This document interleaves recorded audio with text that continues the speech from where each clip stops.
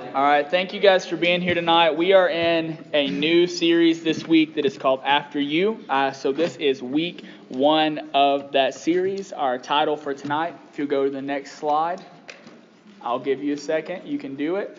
Selfless living starts with noticing others' needs. All right, that's where we're going to be at tonight, is noticing others' needs, something that is extremely important in the life of a believer. So I want to start off with a question for you guys before we really get into everything. Have you ever failed to notice something that was absolutely obvious?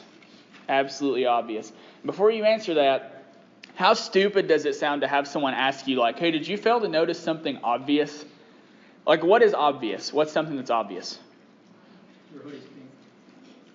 What does the word obvious mean? Very clear, very apparent, right? So if you failed to notice something obvious, then you obviously should have seen the thing that you have failed to notice, right? I think some easy things to really think about whenever you think of failing to notice something obvious would be like, if you're wandering around your house or your room and you're looking for your keys, and you've been looking for them for like 20 minutes and you've literally flipped your entire room upside down, and then you realize your keys were in your hand the entire time that you were looking for them. That's like the story of my life. Like, I forget that I have things like my phone. I'll be like, Becca, where's my phone? What happened to my phone? He's like, it's literally like, it's in your hand. You're holding it. So I don't know about you guys. That is something that happens to me on a decently regular basis. Another thing that I think is it's obvious to us, but we fail to notice it quickly. Do you guys ever have those times, those of you that drive, when you're going and you see the light in front of you and it's yellow, but for some reason in your brain you're like, that's green. Yes. Yeah.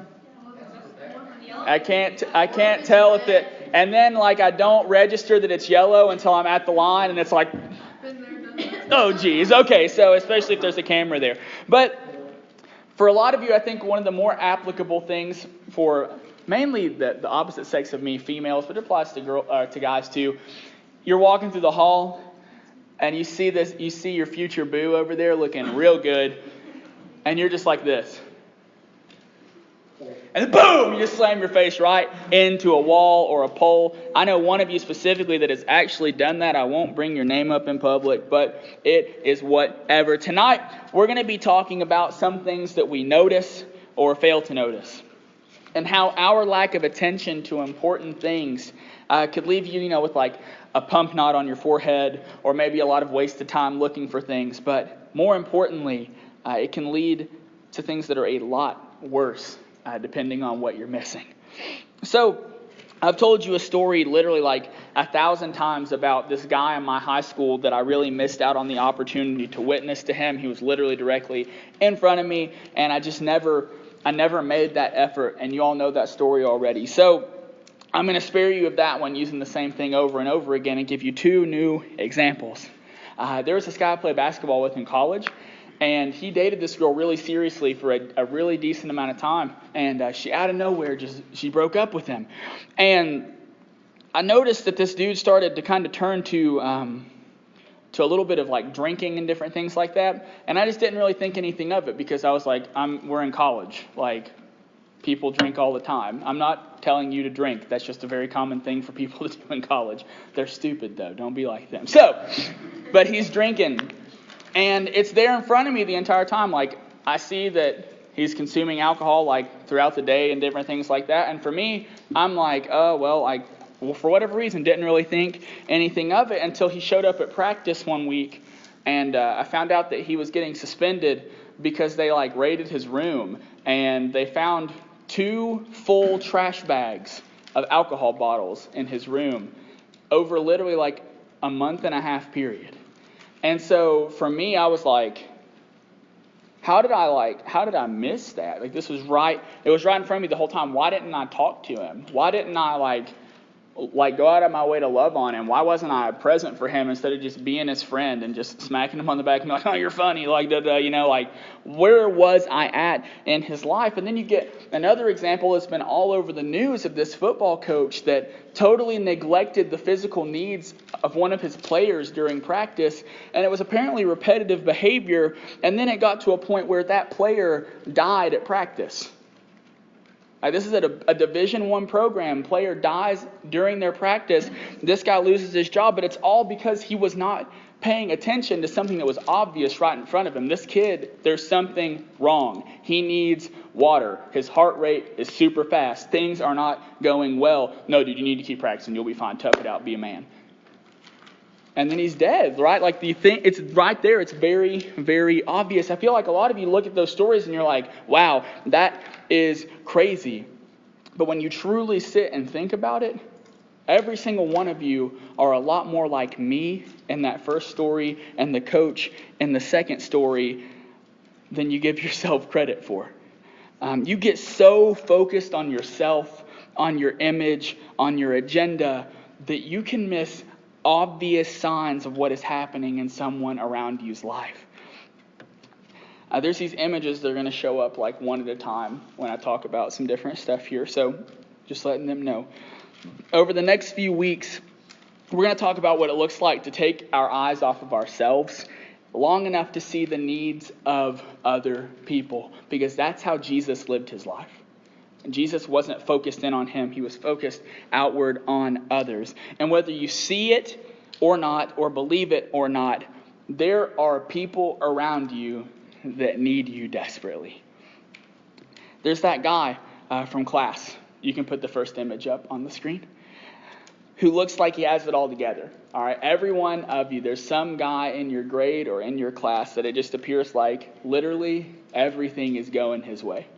There's not a problem in the world for this dude. But at home, his parents' marriage is absolutely a wreck. They're about to get a divorce, and he literally feels like he's dying inside. But because you only pay attention to the smile that's on his face, you have absolutely no idea what's actually going on in his life.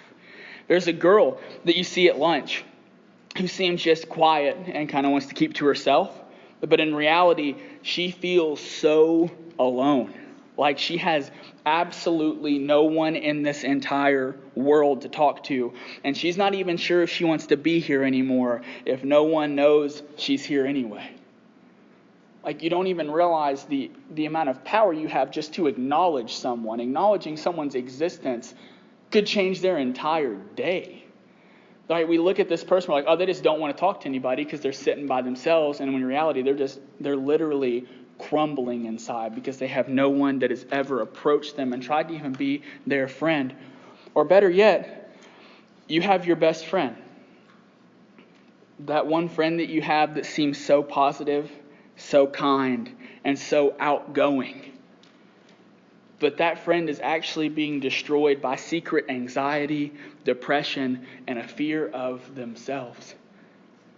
And it's crazy because you spend time with them every single day. But you never get past talking about useless stuff, so you have no idea what's actually going on inside of their heart. See, the fact of the matter is, I don't know if any of the things that I just talked about actually apply to you, because I don't go to your school, I don't go to your work, I don't see the people that you interact with on a daily basis. But I guarantee if you actually sit and think about it, I'm right, and you know I am. Because this applies to everyone. You live in a world where people are hurting and in need, and too often you just fail to notice them. Tonight, what I want to do is actually kind of examine the opposite end of the spectrum and learn from someone who was focused on others. All right, and this person was so focused on others that they literally never missed anyone. That's because it's Jesus. He doesn't miss people. Jesus noticed others' needs. And the text we're going to turn to primarily for that is Mark chapter 6. It's verses 30 through 37a. So the first half of verse 37. All right. Before I really get into this, I want to give you a little bit of a preface so you can understand something here. Jesus was not the only teacher in his time period. All right. There are other teachers, whether it is the Pharisees, the religious elite in the community, etc., or people that are even worshiping other gods at the time. It's not like Jesus is the only one walking around talking to people. All right. There is competition for him out there. There's other people that are going around and saying things, whether it is about their God or in opposition to Jesus. So Jesus had to be special. Because if he wasn't special, there's no way he's going to stand out from this crowd so that people will actually notice him or listen to anything that he says. But he also had to do something different to get noticed. And the thing that Jesus did differently to get noticed was he didn't just preach to people, he healed people. All right, he didn't just preach to them, he healed them. So check this out. It says, the apostles returned to Jesus and told him all that they had done and taught. And he said to them, come away by yourselves to a desolate place and rest a while, for many were coming and going, and they had no leisure even to eat. And they went away in the boat to a desolate place by themselves. Now many saw them going and recognized them, and they ran there on foot from all the towns and got there ahead of them. When he went ashore, he saw a great crowd, and he had compassion on them because they were like sheep without a shepherd. And he began to teach them many things. And when it grew late, his disciples came to him and said, this is a desolate place, and the hour is now late. Send them away to go into the surrounding countryside and villages and buy themselves something to eat. But he answered them, you give them something to eat. And they said to him, shall we go and buy 200 denarii worth of bread and give it to them to eat? That'll be the next passage that we get into. So, as you can see, when Jesus showed up, he didn't just teach, he healed. Jesus made it a priority to meet the needs of people. When you go throughout the Gospels, you see that Jesus healed the sick, made the lame walk, cleansed leprosy, cured paralysis, fed the sick, where are we at here? Fed the hungry, not fed the sick. Clothed the homeless, cared for those in need, cast out demons, and raised the dead. And he taught his disciples to do the same. In this text that we're getting into in Mark chapter 6, Jesus sent his disciples out to wherever they would essentially be welcomed. All right, and he wanted them to heal the sick, perform miracles, preach, and just be him to people. Just be a light to people, engage with people, and show people that they matter, that they are important. We key in on verses 30 through 32. You see that the disciples come back and they tell Jesus about what's happened and the things that they've been through, the things that they've kind of encountered. And most of us, like at this point, if we were Jesus and the disciples came back and they were telling us all this stuff, we would essentially already kind of be planning a generated response in our head. You know how when you have somebody come up to you and they're trying to tell you about their day, they're like, yeah, I did this, and this today. And you're already in your mind like, oh, wow, that just sounds like so much that you had to do. What a crazy day. Whoa, wow, it's almost like it's the same thing that you did yesterday. That is crazy, mind-blowing. Can't believe that you did that today. I'm super interested in what you're talking about. Jesus is the total opposite of us in that. Instead, he sees that they are tired and that they are hungry. And he meets their needs. He's like, guys, we're going to go and we're going to let you guys kind of take a little nap, all right? Because you are tired, you need something to eat. You get into verses 33 and 34. They're basically on their way to rest, and a crowd appears. At this point, we're going to be ready to blow the crowd off because we are tired and hungry. Like, some of y'all get hangry, okay? I've been around you on overnight trips, and you're like, all right, like, get away from me, all right? I guess I get kind of hangry. I don't know. Becca? Thank you, Logan. I appreciate that. Anyway, we would be absolutely ready to blow these people off because they're interfering with our plans. And that plan is for us to go and get some rest and go and get some food because we are sleepy. This does not fit in our schedule and we're just too tired to handle this. You have to notice in this, not only does Jesus notice the needs of the people, the needs of the crowd, but Jesus notices the needs of his disciples as well. It's a twofold thing that he sees. He sees these people that are approaching us need my attention, need my love. They're coming to see me, but my disciples are also tired. So I'm going to step in and I'm going to do this thing because they need rest. So as we keep going through 35 and 37a, we can't really calculate what they're saying or the attitude that they have whenever they are going about the things that they are saying. But what we can see is that the disciples do notice, like, hey, the people that are coming up seem to be pretty hungry. Right? They at least point that out. They're like, all right, do you want us to go get some bread, etc. What they needed was a reminder that they're supposed to do more than just notice it. They're supposed to do something about it.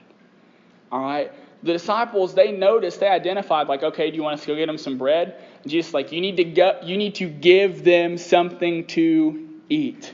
All right, you need to go and do something. You don't just need to identify that they're in need. You need to do something about the fact that they are in need. And I think a lot of you exist in that place. You either notice people or you don't. But I think a lot of you notice people but don't do anything about it. You have no issue noticing the person, but you have a big issue with actually acting upon your noticing them and doing something for them. It's so easy for us to be so inwardly focused. You get so focused on yourself and your needs, but you completely fail to notice the needs of people around you. And I just want to extend this to you tonight. You need to put that kind of an attitude to death in your life. As a child of God, as someone that's pursuing Christ, you're called to notice other people. That's how we spread the gospel. That's how we spread the love of Christ. You need to put that to death today and become someone who cares enough to not just talk about it, but actually be about it. Actually do something about it. Because the fact of the matter is, Jesus never in his existence lived a me first life. He lived an after you life. Is the kind of life that he was living. Our next text is Philippians 2:3-4. It says, do nothing out of selfish ambition or vain conceit. Rather, in humility, value others above yourselves. Not looking to your own interest, but each of you to the interest of others. All right. And so when we look at this text, it gives us these are some things that you don't do. Right? Don't do this. Don't be like this. And then it gives us some do these things. All right? Do this stuff. But what you need to take away from this is that it is a lot more. Like following Christ is a lot more than not being selfish. All right? It's a lot more than just not being selfish. It's becoming selfless. All right? It's where you literally become the opposite of selfishness. And you as a Christian are giving yourself away. You are pouring into people so that they get to experience the love of Christ. All right, it's where when we see those needs, we want to meet those needs. Because when Christ saw a need in us for us to be saved, that we could never be close to him, he came and he did something about it. All right, he came and he made a way for us. When you think about the way that our culture really, I think, views itself, it can be summed up with a cell phone. All right, pretty straightforward. Our culture can be summed up in a cell phone because you live in what I would define as a selfie culture. All right, you live in a selfie culture where everything that you do, you got to get a picture of yourself doing it or post a picture of yourself doing something or, take a picture of me over in front of this rock because if I don't get a picture of the fact that I was up here, apparently I never came because if other people can't see that I was here, then I was never here because I don't know how to actually rest in God's creation and experience it. I just want to take a picture of it so other people can see where I'm at because I actually care more about other people seeing what I'm doing than experiencing what God is allowing me to experience. Okay? That is your mindset. That is the culture that you live in. And it's funny, we have these phones where we get these crazy good cameras on the backside of our phone, and then you're like, well, that's not good enough. We got to put at least 10, 14 megapixels on the front of this puppy because I got to be able to take a good selfie and then edit out my blemishes or else people are going to judge me on that. So heaven forbid you have a flaw in your body. Goodness gracious. But this selfie camera that you know now and today was actually not created to take pictures of yourself. That was not the intention and purpose of when it was originally put on a smartphone. When they first made smartphones and they put a selfie camera on the front, it was for the purpose of FaceTime, where you could engage with someone, maybe a family member that you had moved away from or something like that, or someone in just a different part of the country, different part of the world, to where you could pull them up on your phone and you could then see them face to face. And I hope that you can understand where I'm coming from when I say this. Its original intent was not for you to see yourself. Its original intent was for you to see others. But you've taken this thing that was intended for you to see other people and made it about yourself. That should sound extremely familiar. Now, I'm not going to sit here and say that selfies in and of themselves are terrible unless you get cringe level Lil Mayo middle school, with the 75, literally 75 selfies, all with hip hop lyrics. So it's at least 312. So I really believe that this selfie culture, this selfie mindset, and the whole issue of this was intended for me to be able to be face to face with someone else, not see myself. That just points us straight back to that is how we treat a lot of things that God's given us. All right? We don't use things how they were intended to be used. And instead, we use them for ourselves or for a different purpose. All right, in the same way that you use that selfie camera now, like everyone does, for a purpose that it was not intended for, there are so many things that God has given you in your life that you are misusing.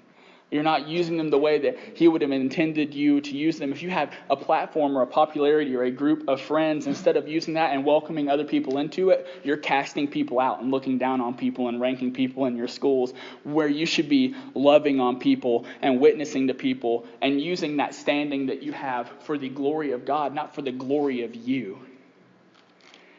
And if the only thing you're using, whatever you have, if all you're using it for is yourself, then you've completely missed the point.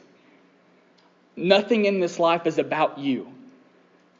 There's not a thing in this life, in this world, that is about you. When you take those selfish little pictures of yourself, those aren't even about you, even if you want them to be. All right? Everything in this world is about Christ, and until you come to the realization of that, when you come and you see that, when you see Him for who He is, that's when your life is actually going to start making some sense. Because as you just continue to pour this junk into your body, into your social media, into your lifestyle, you're just going to continue to miss out on what God has in store for you and who He is. In order for us to live selflessly, we have to know and care about other people and meet their needs. There are three things that we need to do. We need to look, we need to discover, and we need to do. I'll explain that to you real quick. We're almost done. You need to look, literally. You need to look up from your phone or whatever is distracting you from the needs of other people, and you need to be physically present for others and intentionally notice and see them. See where they're at and be there for them, because that person could need you. You could be the person that they need. You need to discover more about people. You need to see how they're actually doing and genuinely listen, and then put yourself in their shoes and maybe even think about the things that they're not communicating to you because they're too scared or they want to hold on to it inside. That is how you discover. You go into unknown territory to discover new things. We have to be willing to go into unknown territory in the lives of people in order to discover who they really are. And the last thing you need to do is do. I think that one is pretty self-explanatory. All right? It means that instead of just looking and just discovering and leaving, we actually go and we do something about it. We become active and present in people's lives, and we meet their needs after discovering them, just like Jesus commanded His disciples to do. So in closing, something that is super practical and super applicable for you this week. Who are you overlooking? All right? Who does God want you to notice? Who does God want you to be present for? Who does God want you to invest in? Who does God want you to act upon? And this is not even intended as an advertisement type thing, but what better thing to bring them to than to a weekend where you get them away from all of society and allow them to just focus in on who God is.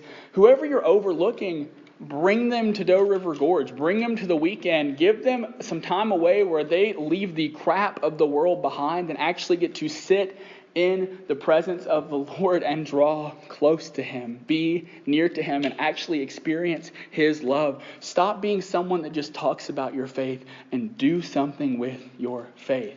All right, Jesus did not come to die for you to stand around and just run your mouth. Jesus came to die so that you would take action in your life and be Him to other people. So sign somebody up for that trip. But more importantly, go be present in somebody's life. There's someone at your school that needs you.